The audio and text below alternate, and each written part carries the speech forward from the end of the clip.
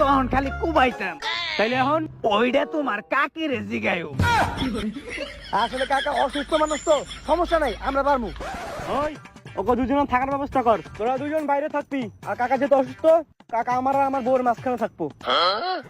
আরে অসুস্থ তো আমিও, আমি তো কাকার চেয়ে বেশি অসুস্থ। একটা কাজ করেন, আপনি বাইরে দেখেন, আমার আপনার বউয়ের লোকে থাকতে দিয়েন। এই অসুস্থ মানুষটা কেউ গুনলো না। ওই বাতেন বাদ দিয়ে ঘুমাইতে যা, কালকে সকালে ট্রেনিং আছে। ওকে বস।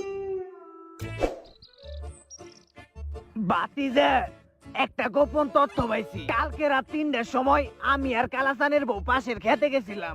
কালাসানের বউয়ের কাছ থেকে শুনলাম আজকে বিকেলে নাকি অমূল্য রতন ইন্ডিয়ায় পাচার হয়ে যাইব। তাই তোমার আজকের ভিতরে কালাসানের বিশ্বাস জোগাইতে হইব। ঠিকই কইছেন কাকা, কিন্তু কাকা